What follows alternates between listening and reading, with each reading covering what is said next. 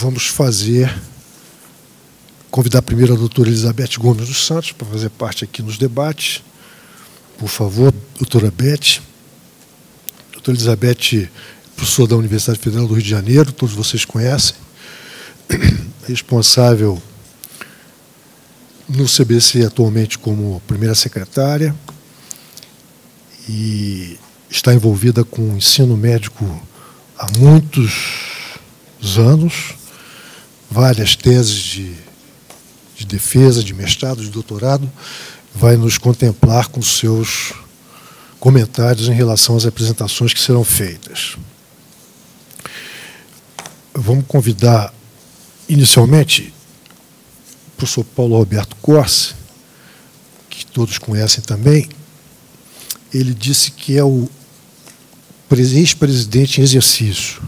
Na verdade, ele é o presidente eterno do CBC, que também todos conhecemos. O doutor Paulo é professor da Santa Casa, da técnica operatória, e membro da Câmara Técnica do Conselho Federal de Cirurgia Federal, na cadeira de Cirurgia Geral.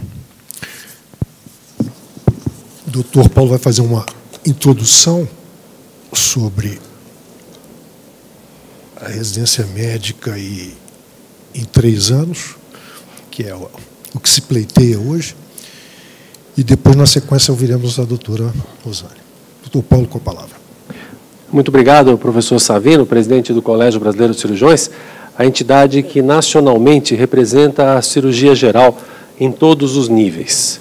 Minha função é fazer uma introdução, uma pequena retrospectiva histórica de por que e como a residência médica em cirurgia geral finalmente passou a ser feita em 3 anos. Há vários anos, o CBC faz o pleito de que 2 anos não são suficientes para a formação de um cirurgião geral, precisaríamos mais tempo. Na verdade, o nosso sonho é que a cirurgia geral tivesse pelo menos 4 anos. Mas no momento que nós conseguimos, e que já foi inegavelmente um imenso avanço e uma grande vitória, foi passar a residência médica de cirurgia geral para 3 anos, e são alguns aspectos iniciais que nós vamos abordar. Como eu disse, há muitos anos o CBC já reivindica a residência médica em 3 anos, e a primeira apresentação na Comissão Nacional de Residência Médica foi em 2009, embora anteriormente a isso nós já defendíamos a extensão do prazo da residência médica. E essa foto é na plenária da Comissão Nacional de Residência Médica de 28 de junho de 2016, quando, por unanimidade, foi aprovada a residência em cirurgia geral de 3 anos, quando, na época, o secretário executivo ainda era o professor Francisco Arcego, que está em pé ali do lado. Todos nós sabemos que o governo foi destituído, o Ministério foi desmembrado, a Comissão Nacional de Residência Médica foi destruída, e apenas 1 ano e meio após, a matriz de competências da cirurgia geral foi aprovada, já então tendo como secretária executiva a professora Rosana Leite Mello, a quem publicamente, em nome do Colégio Brasileiro de Cirurgiões, eu agradeço o seu trabalho, o seu empenho, o seu gigantesco esforço para reconstruir a Comissão Nacional de Residência Médica. Nós acompanhamos um pouco do seu trabalho e, com uma imensa competência e elegância, você, Rosana, conseguiu reconstruir a Comissão Nacional de Residência Médica. E não apenas pelos 3 anos de residência em cirurgia geral, que você teve uma imensa contribuição também, mas por todo o seu trabalho, com a devida vênia do presidente do CBC. Muito obrigado, em nome do Colégio Brasileiro de Cirurgiões, Rosana. Então, nós ficamos com um hiato de 1 ano e meio. Na verdade, a ideia inicial, a ideia da Comissão Nacional, em 28 de junho de 2016, era começar o programa de 3 anos em 2018. Mas, por tudo o que aconteceu nesse período, foi aprovada, então, a implantação dos 3 anos a partir de 2019, e a resolução do CFM, dizendo que a residência médica de cirurgia geral é 3 anos, já saiu publicada. Isso já está resolvido, decidido e aprovado. Mas é um momento de mudanças, e são essas mudanças que eu gostaria de colocar algumas questões para os senhores, para que nós pensássemos, além de justificar os 3 anos, que é o que eu vou fazer aqui. Nós vamos ter, então, uma mudança do tempo de pré-requisito. As especialidades, outras, lembrando que cirurgia geral é uma especialidade, elas têm como pré-requisito a cirurgia geral. E dentro do modelo atual, o que diz a resolução vigente é que tem que ter a formação em cirurgia geral para depois pleitear o exame em alguma outra das especialidades cirúrgicas, que também eu vou mostrar aqui quais são. Com a passagem da cirurgia geral para 3 anos, acho que todos temos um consenso de que o pré-requisito não deve ser de 3 anos. Mas ele deve ser de 2 anos, ele deve ser de 1 ano. Ou nós temos um exemplo muito interessante que deve ser bem analisado, que foi a cirurgia cardiovascular, que optou por realizar sua própria formação, pré-requisito para a sua própria especialidade. Eles definiram aonde o R1 de cirurgia cardiovascular vai estagiar. E isso vai ser apresentado aqui na segunda parte dessa sessão de hoje à tarde. Qual seria o tempo de pré-requisito e quais os rodízios que esses residentes deveriam fazer. E, por último, o exame de acesso. Como é que ele deve ser? Ele deve ser direto para a urologia, cirurgia plástica, cirurgia vascular, torácica, ou ele deve entrar para a cirurgia geral e depois prestar um novo concurso de residência para a segunda especialidade que ele optou. Então, essas são as coisas que a gente vai discutir rapidamente como introdução à apresentação da professora Rosana. A definição de cirurgião geral, lembrando que cirurgia geral é uma especialidade, está publicada num dos boletins do CBC, a melhor definição que nós temos é o médico que, conhecedor das bases fundamentais da cirurgia, seja capaz de utilizá-las na execução de operação de diversos órgãos e sistemas, incluindo procedimentos básicos das outras especialidades cirúrgicas. Ou seja, o cirurgião geral ele tem que ter a capacidade de exercer os procedimentos básicos das outras especialidades cirúrgicas, principalmente no que diz respeito à emergência, mas não apenas à emergência. O cirurgião geral atua principalmente nestas áreas, que seria a cirurgia de urgência e trauma, cirurgia do aparelho abdominal, cirurgia do aparelho digestório e coloproctologia, cirurgia oncológica, inclusive na gastroenterologia clínica. Mais ou menos 10 a 15% dos pacientes do nosso consultório são operáveis e o resto são de tratamento clínico, muitos em gastroenterologia.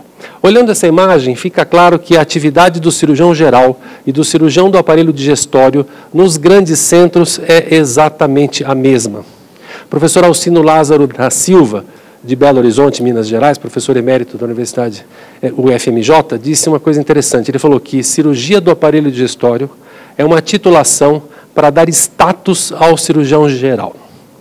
Não existem grandes diferenças entre os dois. No grande centro, nas cidades de pequeno e de médio porte, existem muitas diferenças. Onde o cirurgião geral é fundamental é no pronto-socorro, nas cidades de pequeno e médio porte, no SUS, embora ele tenha importância em qualquer hospital e em vários outros locais. Para os senhores terem ideia, temos aqui o doutor Tadeu, que é membro da Câmara Técnica de Rio Branco, no Acre. O Acre inteiro tem uma cirurgiã pediátrica, que é a doutora Fernanda. Então, a doutora Fernanda, obviamente, se concentra nas doenças congênitas. Quem opera a apendicite, a torção testicular, a hérnia umbilical e inguinal de criança é o cirurgião geral, não é o cirurgião pediátrico. E a mesma coisa acontece com cirurgia de tórax, cabeça e pescoço, várias outras especialidades, onde quem executa o básico e a urgência é o cirurgião geral. O Abraham Flexner, conhecido de todos pelo projeto Flexner, em 1910, ele já disse que a cidade pequena necessita dos melhores médicos disponíveis e não dos piores, porque ele não tem a quem recorrer. Ele é o único médico da região, muitas vezes, ou no mínimo ele é o único cirurgião. Então, ele tem que ser mais competente, mais capaz do que, eventualmente, um cirurgião de grande centro que tenha quem recorrer de outras especialidades ou com mais experiência. Então, não existe registro na literatura de fornecimento de titulação de especialista com 2 anos de treinamento em cirurgia geral, a não ser no Brasil. Mesmo na América Latina, nenhum outro país forma um cirurgião geral em 2 anos. A Espanha forma em 5, o Canadá e Estados Unidos também, a Inglaterra em 7, né? E nós em 2. Mesmo os nossos irmãos da América Latina, vejam só, alguns países como Argentina, Cuba, Nicarágua e Uruguai têm 4 anos de residência e outros com 3 anos de residência. Né? Provavelmente nós com 2 anos estamos errados e não o resto do mundo está errado e nós o único país certo do mundo. Né? Eu repito, nós temos atualmente 55 especialidades médicas reconhecidas pela Comissão Mista de Especialidade, onde uma delas é a cirurgia geral. mas ela também é pré-requisito de outras 9. Eram 10, agora são 9 especialidades que dependem do programa, exclusivamente do programa de cirurgia geral, porque nutrologia e mastologia podem ter como via de acesso também a cirurgia geral. Esse quadro ele mostra bem a discrepância, a distócia que existe entre a especialidade médica cirurgia geral e as outras especialidades cirúrgicas que estão aqui representadas. Por exemplo, para se formar um cirurgião plástico, são necessários 3 anos de residência de cirurgia plástica, sendo que o indivíduo começa a sua formação em cirurgia plástica depois de 2 anos de cirurgia geral. Ele não é um egresso da faculdade. Ele já tem 2 anos de formação em cirurgia e precisa mais 3 de cirurgia plástica, urologia e cirurgia pediátrica. As demais especialidades, cabeça e pescoço, aparelho digestivo, torácica, vascular, coloprocto, cancerologia, precisam de 2 anos de formação de cirurgia geral, eu repito, sendo que o início de treinamento se faz no indivíduo já com 2 anos de formação em cirurgia. Ao passo que para formar um cirurgião, atualmente, um cirurgião geral, atualmente nós despendemos só 2 anos na formação dele, o que é um consenso que é absolutamente impossível.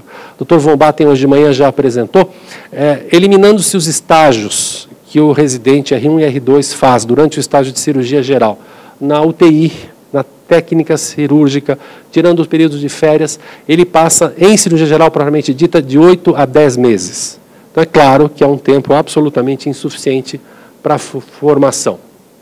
Com os 3 anos, ficou a dúvida se as especialidades vão ter os 3 anos de formação em cirurgia geral, se vão continuar com os 2 anos, qual vai ser esta mudança? O que a gente deve levar em consideração é que todas as análises que perguntam para os alunos os critérios para a escolha de especialidade, o que foi levado em consideração para escolher uma ou outra especialidade médica, um dos itens que aparece é a duração de treinamento. Então, se a formação passar para 3 anos, e ainda discute-se se vai entrar em vigor ou não aquele ano adicional de programa de saúde da família, antes do 1º ano de residência. A formação de um cirurgião plástico, por exemplo, vai ter 6 anos mais 6 anos com 1 ano intermediário, sendo 13 anos para formar um profissional.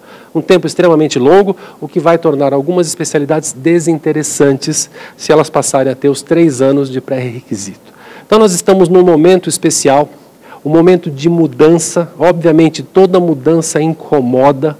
Quem podia deixar do jeito que estava relativamente bom, para que vai se fazer uma grande mudança como essa, a passagem da residência em cirurgia geral para 3 anos. Mas esse é um momento, uma oportunidade que a gente tem de fazer mudanças e melhorar a formação de todos os cirurgiões brasileiros, inclusive a formação do cirurgião geral.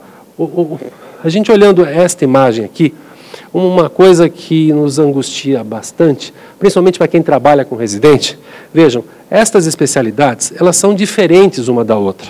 Obviamente, a cirurgia plástica tem as suas características próprias, cirurgia pediátrica, que ele é um cirurgião geral de uma criança, que ele atua em todos os campos, a cirurgia oncológica tem um perfil, mas será que a formação, o pré-requisito de todos esses especialistas tem que ser a mesma? Nós, hoje em dia, formamos o candidato à cirurgia plástica da mesma forma que formamos o candidato à cirurgia de cabeça e pescoço. O R2 de cirurgia geral opera hemorroida. Será que está sendo útil o nosso ensinamento para o cirurgião de cabeça e pescoço a operação de hemorroida? Porque o R2 opera hemorroida. Será que nós não estamos perdendo o tempo do instrutor? Será que nós não estamos perdendo o tempo do residente ensinando a realização de hemorroidectomia se ele sabe que vai ser cirurgião de cabeça e pescoço ou vai ser cirurgião torácico ou alguma outra especialidade? Será que esse período de 2 anos não poderia ser melhor utilizado? Então, eu repito, a cirurgia cardiovascular tomou uma decisão interessantíssima e importantíssima. Então, o indivíduo que vai fazer cirurgia cardiovascular, ele passa o seu 1º ano em cirurgia vascular, em UTI, ele passa em cardiologia invasiva, mas ele passa na cardiologia. Então, esse 1º ano foi direcionado para a cirurgia cardiovascular. Aí a gente começa a pensar, será que não seria melhor para o coloproctologista passar um tempo em ginecologia? Será que o urologista não deveria fazer no seu 1º ano um estágio em nefrologia? O cirurgião de tórax não aproveitaria melhor um estágio em pneumologia do que ficar operando hemorroida? E, eventualmente, esse é o momento que a gente tem para fazer a mudança. Qual é o pré-requisito que as especialidades querem? Se elas querem que realmente o pré-requisito sejam 2 anos de cirurgia geral ou alguma outra forma, eventualmente 1 ano de cirurgia geral, um período designado pela própria especialidade, com rodízios diferentes, esse é o momento da gente discutir. O que está mais ou menos um consenso entre todas as especialidades é que 3 anos é muito. Não dá para o indivíduo fazer 3 anos de cirurgia geral e depois mais um período de formação na especialidade. Nós tivemos o primeiro fórum do CFM que tratou desse assunto, dia 17 de março de 2017. Tudo isso já foi discutido inicialmente naquele fórum e hoje a gente tem umas ideias mais amadurecidas. Esse assunto foi bastante discutido durante esse período e hoje eu tenho certeza que essa reunião à tarde será muito proveitosa, assim como a palestra que vai me suceder da professora Rosana Mello. Muito obrigado. Obrigado, doutor Paulo. Dando continuidade, vamos chamar a doutora Rosana Leite de Mello, conhecida de todos nós. A doutora Rosana é graduada em Medicina pela Universidade Federal de Mato Grosso do Sul, cirurgiã geral pelo Hospital Servidores Públicos do Municipal de São Paulo, residência de cirurgião oncológico no Hospital AC Camargo, título de especialista em cirurgia de cabeça e pescoço, mestre em saúde e desenvolvimento da região Centro-Oeste pela Universidade Federal de Mato Grosso, 2010, doutoranda em bioética da Universidade do Brasil, da UNB, perdão, conselheira regional de medicina do Estado de Mato Grosso, professora da Universidade Federal de Mato Grosso do Sul, coordenadora geral das residências médicas em saúde do MEC e a secretária executiva da Comissão Nacional de Residência Médica. Tinha aqui mais umas 44 titulações, me perdoe, Rosana, mas eu tenho que encurtar e a palavra é sua.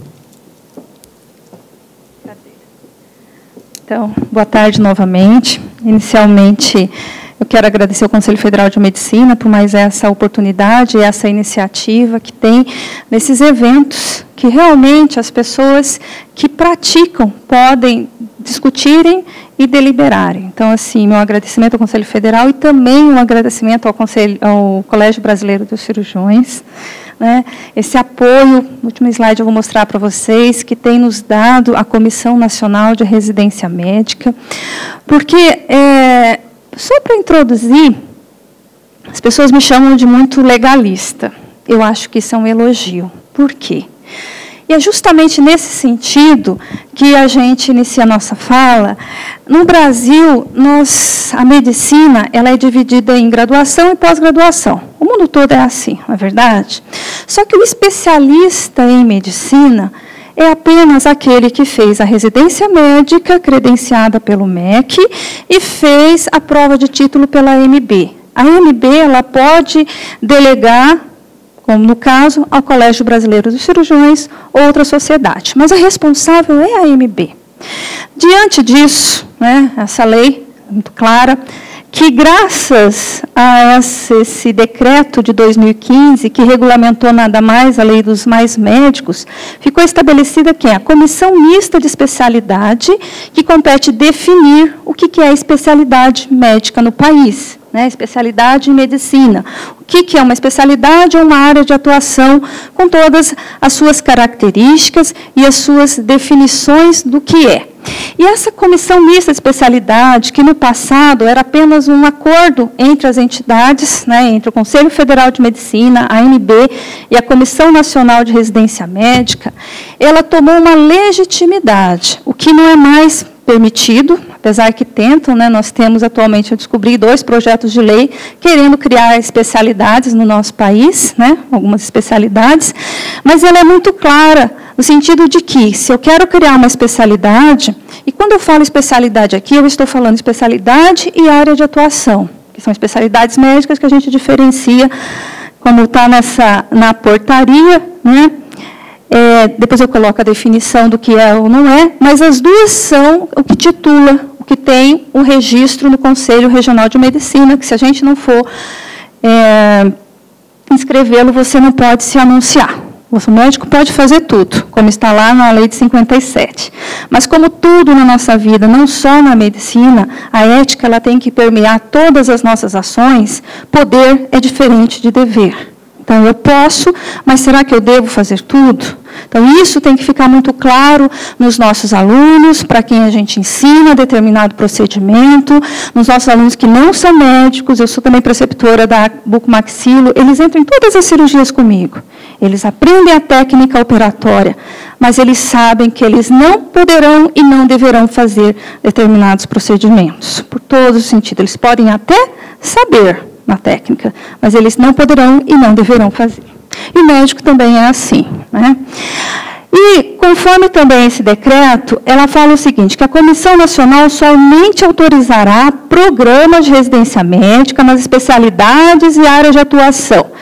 Esse autorizará é a titulação que nós iremos fornecer para esse indivíduo. E ele, inclusive, ele não precisa nem prestar a prova de título, ele já é um especialista em medicina.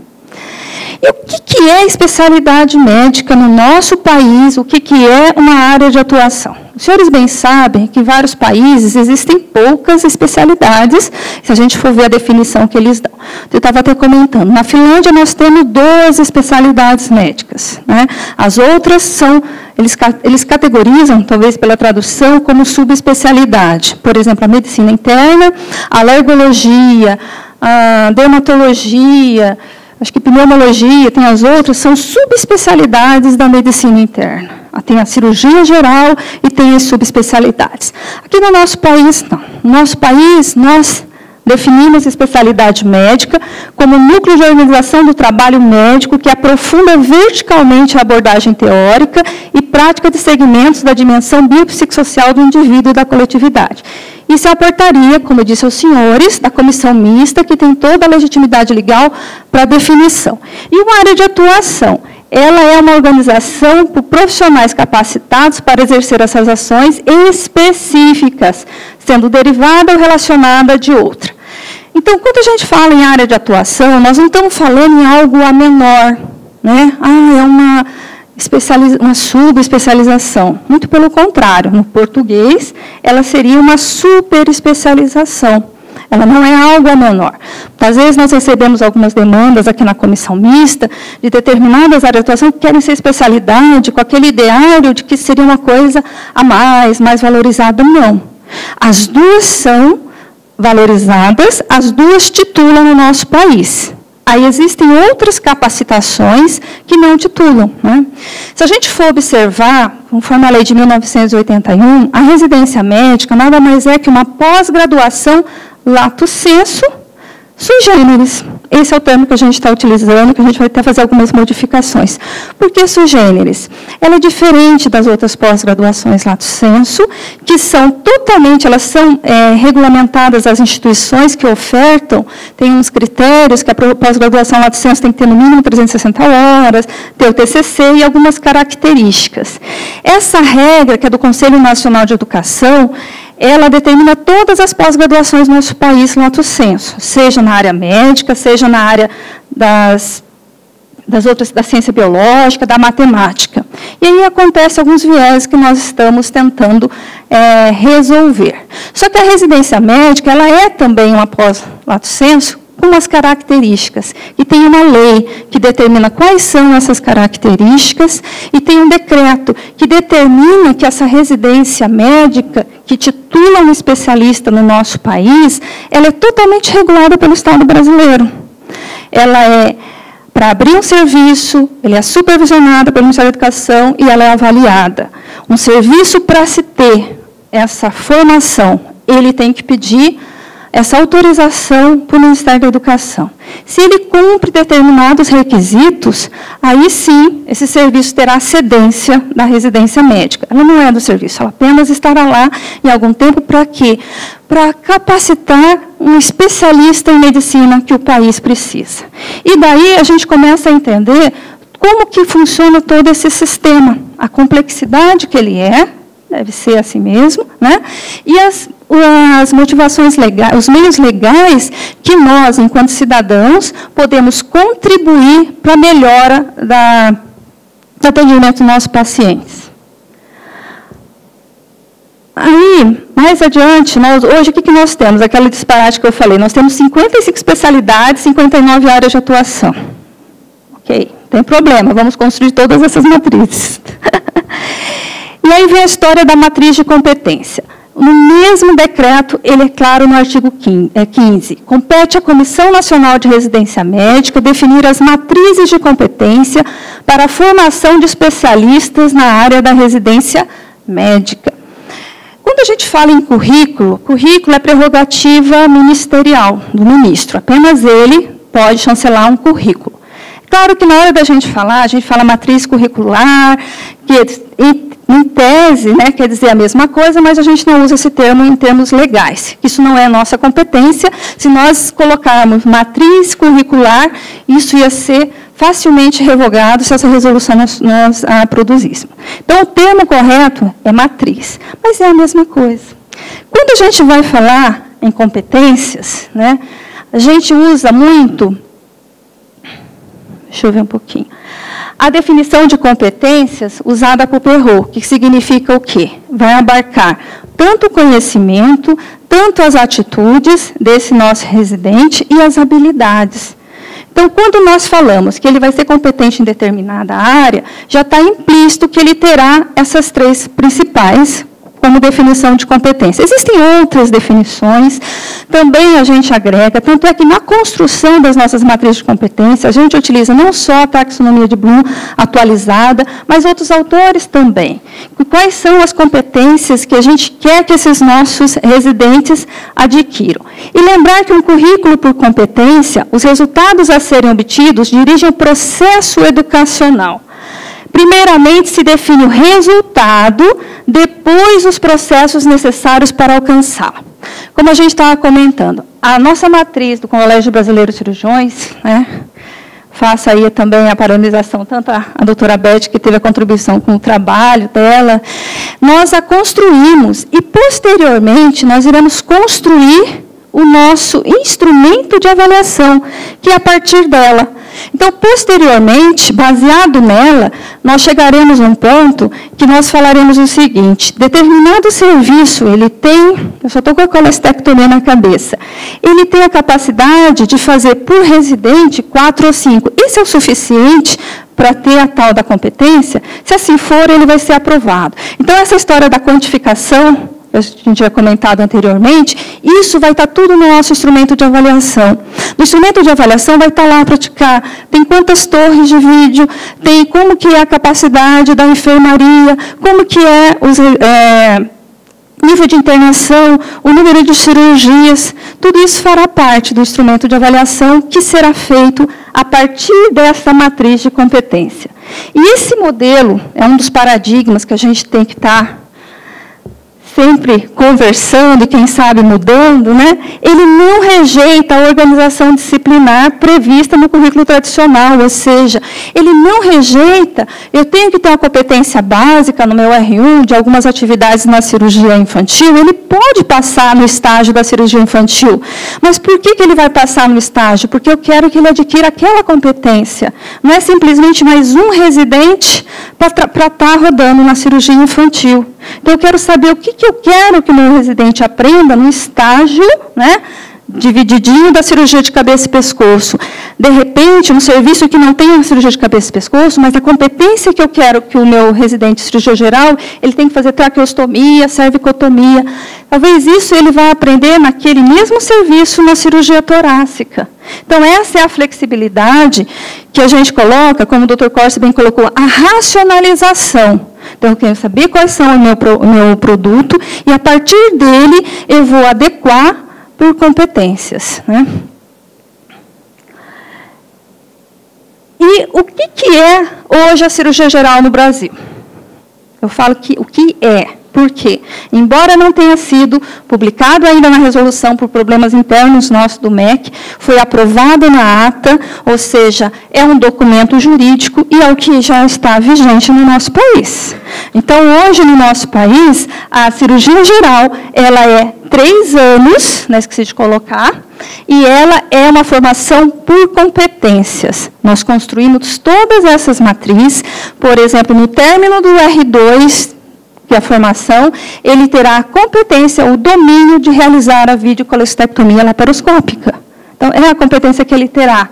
Ele terá a competência de realização de biópsias, tudo bem discriminado nessa matriz. Tá? Estão necessários 3 anos de treinamento. Treinamento baseado em competências é algo interessante. Alguns países que já estão há mais tempo utilizando, tem até as críticas já em relação a isso, e a gente começando a falar sobre competências, e faço uma ressalva. Não só na parte da pós-graduação. Competência, a gente está trabalhando na educação básica, vocês sabem como que é feito o Enem também, então já há muito tempo lá no Ministério se tem trabalhado com esse conceito. Esse conceito ele começou na década de 50. Na pós-graduação médica, teve o seu auge 70, 80. Tanto na graduação como na pós-graduação, nós temos vários exemplos. Canadá, Reino Unido, que já estão bem avançados, que já estão até numa fase de se questionar algumas coisas desse treinamento baseado em competência. Por exemplo, a competência, se a gente for analisar individualmente, tem determinados alunos que eles vão aprender, principalmente numa área cirúrgica, que é mais fácil de mensurar, até os trabalhos internacionais falam isso, né, que a parte cirúrgica é mais fácil de mensurar, ele adquirirá uma determinada competência com número X de procedimento, o outro precisará de um pouco mais. Então, teria que ter, idealmente, uma flexibilização do tempo. Aí juntaria, como foi colocado aqui, em relação à geração. Né? Então, talvez ele precisaria de mais tempo. Sim, isso que dá essa flexibilidade de uma matriz por competência. Só que nosso programa de residência médica, ele tem um financiamento. A gente tem que se preocupar com isso também. Então, a gente não pode deixar um residente ao dia eterno. Por isso que nós temos que firmar ciclo avaliativo, início e término do programa de residência médica, com reprovação, com recuperação, tudo isso nós temos que pensar, se for pedagogicamente. Então, hoje, o que foi definido é que a cirurgia geral ela tem 3 anos de treinamento. São necessários 3 anos para ele adquirir todas aquelas competências para ele se identificar como um cirurgião geral, todas bem discriminadas. E 9 especialidades cirúrgicas, eu coloquei 9 porque, os senhores bem lembram, o ano passado, não eram 10, né? Eu diminuí. Agora eram 10, esqueci do Dr. Rui, ele está aí. O ano passado, neste fórum, nós discutimos, né, e foi deliberado, tanto é que nós levamos isso para a comissão, que foi acatado, que seria necessário apenas o treinamento, depois eu vou explicar direitinho como que é esse treinamento, que seria necessário, na maioria dessas 9, né, na maioria não, nestas 9 especialidades, estavam todos os representantes aqui, acho que exceto a cirurgia plástica, que seriam necessários essa formação de 2 anos como pré-requisito.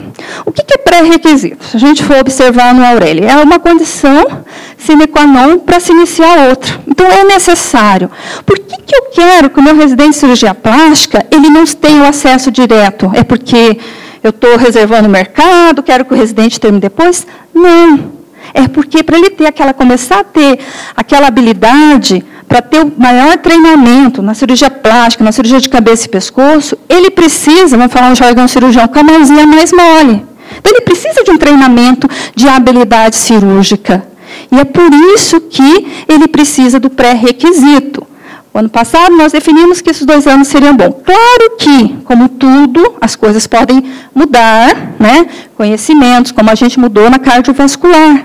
De repente, vão chegar para nós, o pessoal da urologia, vai falar, olha, nós queremos capacitar o especialista e a gente acha que não há necessidade. Mas foi um consenso que seria. Então, nós estamos trabalhando com isso para 2019, que tenha esse pré-requisito em área cirúrgica, que terão essas competências idênticas, né, por coincidência, né, idênticas ao R1 e ao R2 da cirurgia geral.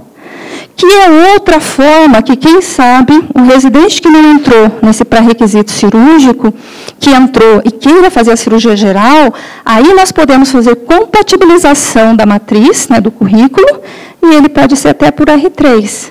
Mas só quando tiver a norma. Hoje isso não é possível fazer. Então, por isso que foi definido, né, e seria mais fácil para a gente já estar começando. E tem outros aspectos também, somando o número de de especialidades, os interesses também, para ter um pouco mais de justiça. Então, é isso a cirurgia geral, baseada em competências. Nós estamos igual o mundo, né? E como que foi feita essa matriz? Como foi bem lembrado aqui. Foi feita, apesar da competência legal ser da Comissão Nacional de Residência Médica, a gente acha justo, né, se são essas duas entidades, a AMB e Comissão Nacional, que titulam, nada mais lógico que se juntasse essas duas entidades para se construir uma matriz. Que aqui no nosso país nós sabemos que isso, eu falo assim, de todas as sociedades de especialidade, que elas têm essa preocupação educacional, sim, que tem essa preocupação com a formação do médico. Eu falo que isso, muitas vezes eu converso com outras pessoas de outras áreas, eles vêm falar, mas tem um cerceamento, mercado. Eu falo, não, só pessoas que não leem o Código de Ética. O Código de Ética Médica, ele é muito claro. A gente tem que estar sempre se instruindo, né, se orientando e ajudando. Então, isso faz parte, isso é uma característica da medicina, que a gente tem que manter, e as sociedades mantêm, tem essa expertise. Por isso que a gente tem conseguido, nós já fizemos, acho que já deu mais de 20, né, não me recordo, né, doutora Adnan, essas matrizes, graças a essa cooperação. Porque se a gente fosse construir sozinho, vocês bem sabem como que é a nossa estrutura. Seria muito difícil. Se algum pedagogo vem e fala assim, mas a matriz ela não está tão construída como competência. É um instrumento vivo, no futuro ela pode modificar. Mas tenho certeza, é algo assim mais próximo do que nós queremos, a identidade daquela especialidade. E a cirurgia geral, os objetivos gerais, quais são? Treinar o médico residente de cirurgia geral para realizar o diagnóstico e tratamento cirúrgico, quando este for indicado, para as doenças mais prevalentes na sua área de atuação, conhecer as opções não operatórias e desenvolver um pensamento crítico reflexivo em relação à literatura médica, tornando progressivamente responsável e independente. Nos objetivos específicos, tornar o médico apto a executar de forma independente e segura os procedimentos cirúrgicos essenciais a cada ano de treinamento. Então, em cada ano, a gente discriminou todas as cirurgias. Então, no futuro, quando a gente tem que se preocupar, sim, com a judicialização, isso é uma realidade, não só na medicina, como em toda a nossa sociedade. No futuro, aquela história que o médico pode fazer tudo, mas a gente acaba perdendo por imperícia, ele vai mostrar a matriz de competência, não vai mostrar, isso vai estar em diário oficial. Isso é um documento jurídico que o judiciário vai lançar ou não. Não, ele foi treinado para isso e ele pode fazer isso, ele tem um certificado disso. Né? E, só que eu vou colocar uns exemplos, tá? Para a gente entender. Sempre as competências, elas são trabalhadas por ciclos. Né? O ciclo avaliativo é término de R1, término de R2 e término de R3, que coincide com o término de todo o aprendizado. Então, a gente avalia, não é que a gente avalia totalmente no final do R1, é que no final do R1 ele tem que ter aquela competência completa. É um contínuo. Tem competências que ele vai começar o treinamento dele no R1, mas ela só vai se tornar completa no R2. Então, em termos didáticos, nós colocamos aquilo apenas no R2, mas não quer dizer que, naquele serviço onde ele está tendo treinamento, ele não vai ver aquela situação. Né? Por exemplo, olha um exemplo fácil. No 17, realizar os procedimentos cirúrgicos essenciais à área prática, incluindo as bases. Porque isso aqui são especialidades, mas ele tem as bases da cirurgia torácica. O que é importante para um cirurgião geral saber? Né? Da cirurgia vascular, da urologia, da coloproctologia, com especial ênfase para as urgências e emergências. Foi colocado pelo Dr. Corsi, onde que o cirurgião geral ele atua? A porta de entrada. Né? Isso aqui é no R1, tá? Dominar a indicação técnica de. Aí a gente discriminou tudo. Quando a gente fala dominar, ele vai ter que saber a indicação, a parte do conhecimento e todas essas habilidades, né?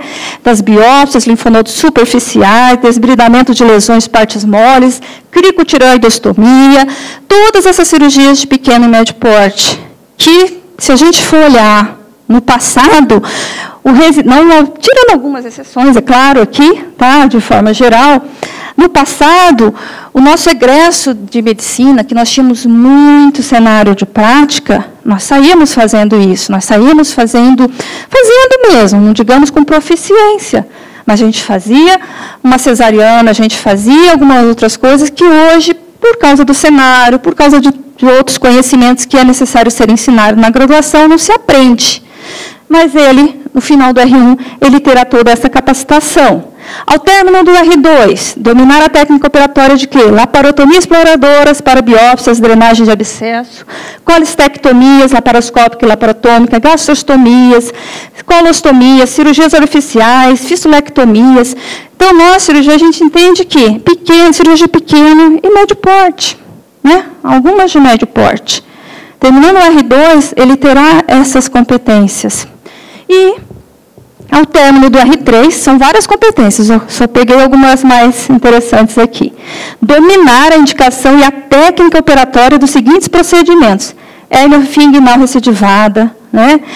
Derivações biodigestivas, papilotomia cirúrgica, tratamento cirúrgico do divertículo esofágico, amputação abdômen-perineal do reto, reconstrução de trânsito intestinal. Quando a gente coloca isso, olha, a amputação abdômen-perineal já subentende que ele teve o conteúdo teórico das patologias mais prevalentes, das indicações e tudo, porque ele não é um operador. Ele é um especialista em medicina. Então, para fazer isso, ele tem que ter todas as outras habilidades, certo?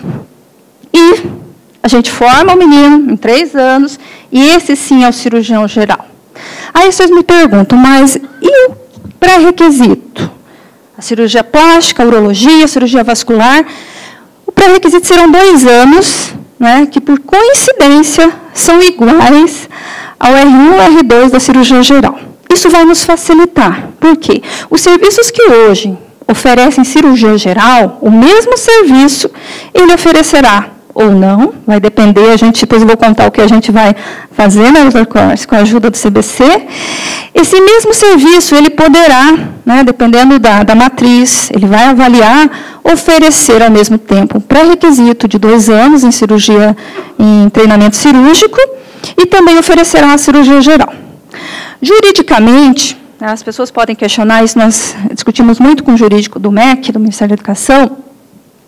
Como que o MEC, o Ministério, vai fazer um treinamento e não vai titular? Não está escrito lá que a Comissão Nacional vai reconhecer as especialidades?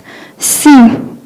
Só que nós temos hoje uma entidade, vou usar esse termo, que chama-se ano opcional. O que é o ano opcional? O ano adicional, né, a gente usa esses 2 termos. É um ano que você vai formar uma capacitação a mais naquela especialidade, em determinada área. E isso não dá título, igual transplante renal, igual avançada não, né? Avançada é a área de atuação, né? É especialidade, né? Então, avançada, não. Não, é assim, não fala isso. Então, o ano opcional, por exemplo, em urologia, ele pode fazer ano opcional em transplante. Ele termina, ele faz 1 ano, né? E ele recebe o certificado da Comissão Nacional que ele fez o ano opcional, que ele teve uma capacitação, um treinamento naquilo. Só que isso não lhe garante que ele vá no CRM e peça um título especialista, porque isso não é uma especialidade, ela não está determinada pela Comissão Mista de Especialidade. Então, diante disso, né, dessa parte que existe, é possível o Ministério oferecer, sim, esses 2 anos de pré-requisito sem titular. E, além do mais, nós sabemos que o nosso país, eu não me lembro o número, quantos municípios nós temos, que realmente precisam de médicos, que hoje, com essa formação que nós estamos tendo de 6 anos, e nós observamos, eu falo muito do meu estado, Mato Grosso do Sul, que no interior tem médicos lá, principalmente do passado, que eles fazem tudo. E são apenas médicos, eles fazem a cirurgia, eles fazem até a anestesia. Existe isso também no Norte, no Nordeste. A gente olha para isso. Esse cirurgião, que por um acaso ele não passou, ou ele não quis, né? Existe gente que hoje fala assim, não, quero fazer medicina, eu quero ir para o interior, eu quero fazer isso. Ele vai ter a oportunidade de ter essa capacitação de 2 anos, ele vai poder realizar, como ele ainda pode hoje em dia, todas essas competências básicas cirúrgicas, então ele será um profissional para o interior muito bem-vindo. Para fazer o pré-requisito também, porque ele vai ter a mãozinha mais mole para começar na cabeça e pescoço com a gente, né? Então, assim, o Ministério também vê com bons olhos, porque é um profissional que nós precisamos, né? E será que nós, vou mostrar para os senhores, nós temos essa aqui, a evolução. Eu gosto de mostrar isso. Em 2011, nós oferecemos 13.768 vagas de R1. Nós tivemos uma progressão. Vocês observam que, a partir de 2013, teve uma progressão importante, né? 2018 está 24.930. Esses números eles são igual à estatística, para mais e para menos, problema do sistema, mas isso não tem problema. Isso aqui foi uma planilha que eu pedi semana passada. Esse é o atual que a gente tem hoje. Hoje, nós temos autorizadas de residências R1, 2.178, R2, 2.179, no total de 4.440. Aí os senhores olham aqui. Poxa, Rosana, tem 2.298 R1 ocupadas, mas só tem autorizado 2.178. Aqui tem 2.179, 1.439. Aqui eu faço uma crítica a nós, seres humanos que temos mania de reclamar, de colocar a culpa nos outros, colocar a culpa no sistema. Por que o sistema está assim? Porque, infelizmente, as coremes, né, que está lá na lei, que se para abrir uma residência tem que ter uma coreme, teoricamente tem que ter o secretário, se não tiver tem que denunciar para a gente, porque essa é a situação na lei. Então, o secretário não fez a progressão do residente. Isso, se a gente for olhar no nosso sistema, está desse jeito. Tem residente que entrou há 3 anos, ainda está lá como R1. Isso acaba com qualquer trabalho, né, que a gente usa o sistema para fazer as nossas estatísticas. A gente vai mandar um ofício para todas as coremes, elas terão um prazo de 60 dias para regularizar isso. Caso contrário, nós já temos até uma pessoa, os serviços entrarão em diligência. Por quê? Porque isso aqui é inconcebível. Quando a gente vai responder à Casa Civil, a toda a imprensa, para falar da nossa ociosidade, por que a gente não está ocupando, esse fato ele não é real. E nós, como órgão público, nós temos que prezar não só pela transparência, mas pela fidelidade dos dados. E os nossos dados não são. E a culpa é nossa porque a Coreme, que é nosso braço no local, não está fazendo o serviço adequado. Mas tem que fazer. Aí vem aquelas histórias, mas olha, não recebe isso, você tem que falar, a gente tem que começar a exigir. Não tem que fingir que ensina para ele fingir que aprende, nossos alunos. Mas a gente já está envidando alguns esforços, algumas coisas no futuro que vão melhorar também para isso. Essa aqui é a distribuição que nós temos de todos os nossos programas de cirurgia geral, 2 anos, né, em todo o país. Então, 4.440. Os senhores observam que a maior concentração, de fato, é Rio de Janeiro, São Paulo, Minas Gerais. E, isso aqui eu errei, tá, gente? Ao contrário. A cirurgia geral hoje, como eu falei para os senhores, ela tem 4.400 vagas autorizadas, 3.732 ocupadas. Aqui a gente contou R1, R2 e R3. Então, é o total de vagas. Todo o nosso sistema, nós temos uma taxa de ocupação de 84,81% de cirurgia geral. Legal, está acima da média. De todos os nossos programas nas especialidades, nós temos 68.364 vagas autorizadas, ocupadas 47.283. Nós temos uma taxa de ocupação de 69%. Isso melhorou. Do ano passado para cá, né, o ano passado, de uma forma global, nós tínhamos uma taxa de ociosidade que ocupava 35%, algumas especialidades 40%, 60%. Né? Acho que o doutor Rui vai comentar sobre a cardiovascular, que, com grande satisfação, né, esse ano teve uma taxa de ocupação acima de 80%. Isso é muito bacana, porque o ano passado, acho que era 20%, 30%, era muito baixa. Então, tudo isso a gente está tentando observar no sistema residência médica. Hoje, nós estamos já em discussão em relação à medicina intensiva, que é uma área extremamente importante, que o país precisa. Por que será que está tendo baixa adesão? Então, a gente também está trabalhando nesse sentido para tentar melhorar. O que eu quero dizer com isso? Que a residência em cirurgia geral, ela parte do princípio, quem é o cirurgião geral?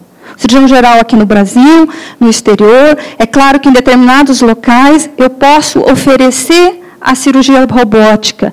Isso vai ter na competência de todos os meus cirurgiões gerais? Não. Mas o conhecer a cirurgia robótica, que é o primeiro nível cognitivo, é você pegar um livro, olhar que tem um robô e ler sobre ele, todos deverão sair sabendo. Né?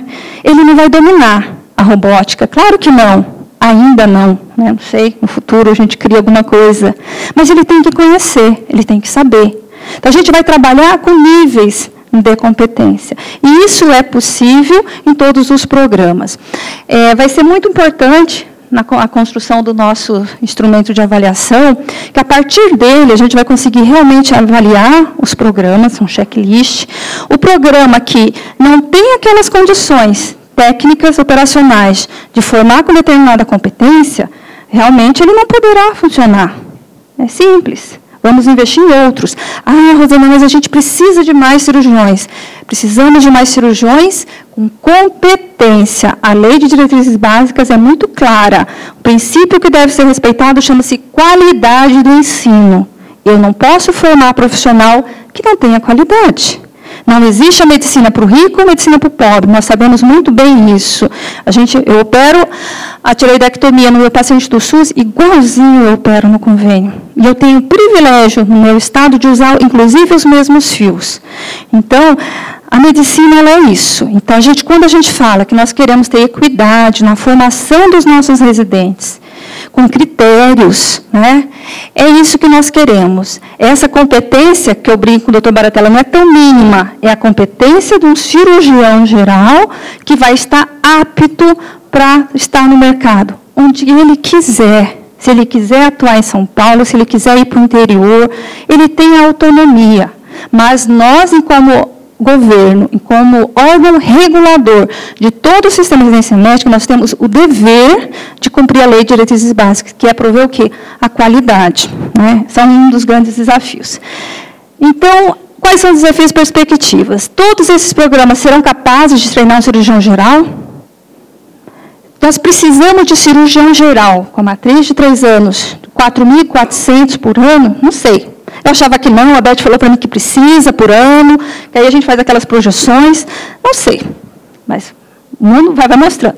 Quais poderão continuar treinando só como pré-requisito, ou os dois? Né? Como vamos identificar? Então, assim, o chamamento público para as duas categorias será separado, um vai ser pré-requisito, da área cirúrgica, outro cirurgia geral. Só que isso vai começar em 2019, sim. E nós estamos tendo, graças ao apoio e colaboração do Colégio Brasileiro de Cirurgiões. Nós já programamos, né, proximamente, vai se reunir todos os presidentes do capítulo, né, do Corse, e eles serão os nossos multiplicadores com os serviços. As CERENs também estão ajudando, mas lembre-se, as CERENs são responsáveis por todos os programas. Se cada sociedade nos ajudar nisso, nessa multiplicação, de sanar algumas dúvidas, alguns ruídos, né, que não entende direito o que é, igual na pediatria. A pediatria também, a Sociedade Brasileira de Pediatria está nos ajudando para ter essa formação. Então, assim, o ano que vem, a cirurgia geral será 3 anos, nós vamos fazer esse mapeamento, né, até o final do ano, antes das provas, quais o serviço, quantas vagas eles vão oferecer. Eu acho que todos continuarão oferecendo, mas eles vão ter que definir de acordo com o número, de acordo com a matriz, e aí a gente vai fechar, certo? Isso tudo conto com o apoio do Colégio Brasileiro dos Cirurgiões. Eu adoro esse slide, né? Vamos ouvir muito, né, Beth? Com certeza, as pessoas vão na nossa cabeça, acham que a gente criou as coisas assim do nada. Não, gente. Competência desde a década de 50. Foi um trabalho muito grande, né? O CBC, como o Dr. Corse falou, hoje, o mínimo é 3 anos, mas se a gente for ver as competências, talvez tenhamos que aumentar. Sim, mas já é um começo. E vamos começar. E vamos fazer parte dessa fila, vamos aumentar. O país precisa, não só nós aqui, como médicos, como cidadãos, a gente tem que aumentar essa fila. Como o doutor Fernando bem disse, vamos nos colocar nos pontos estratégicos, não na intenção de sermos corporativistas. Eu, como fui presidente do Conselho Regional de Medicina, eu tenho muito esse viés. O médico, nós não somos corporativistas, nós defendemos a medicina. Consequentemente, nós defendemos o bom médico que vai fazer um tratamento de excelência e quem vai se beneficiar é a população. Então, assim, nosso objetivo maior, eu brinco com os residentes, não é o residente, é o paciente que será atendido por eles, é a qualidade desse atendimento. Isso sim, por isso que a gente está lá, por isso que a gente tem essas ideologias, né, de melhorar a educação, porque eu acredito que cada paciente que será atendido por um médico bem formado, mas eu que sou oncologista, a gente sabe que o primeiro tratamento, ele é o determinador, o resgate já começa a diminuir as chances. E é isso que nós queremos para o nosso país, que os nossos especialistas em medicina realmente sejam expert. Se a nossa graduação ela tem alguns problemas hoje, as pessoas que de direito são para resolver, resolvam, mas não venham interferir na residência médica, que forma especialista em medicina. E é isso que nós queremos. Obrigada. Rosana, muito obrigado. Antes de dar encerrado essa mesa, doutora Beth, gostaria de fazer algumas considerações finais, por favor. Meu dia já está completamente feliz. Mais uma vez, assim, acho que para nós todos, eu fiz questão de que o doutor Savino fotografasse o slide e a doutora Rosana, para que, mais uma vez, a gente colocasse no site do CBC que a cirurgia geral passou para 3 anos. Ela estava ali falando, agora não dá mais para voltar atrás, porque ela estava ali falando, não vai dar para voltar atrás, né? Eu fico muito satisfeita de participar dessa situação toda, é uma coisa que o CBC vem brigando há muito tempo.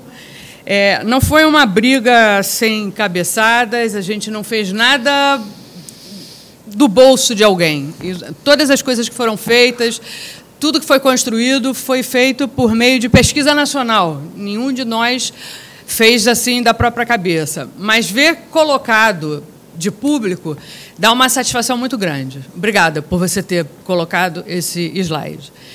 Eu ainda tenho um pouco de medo em como é que serão esses 2 anos e 3 anos. Se isso não for muito bem estruturado, vai ficar pior do que angu de caroço. Mas eu espero que a Comissão Nacional consiga nos ajudar a desfazer essa situação.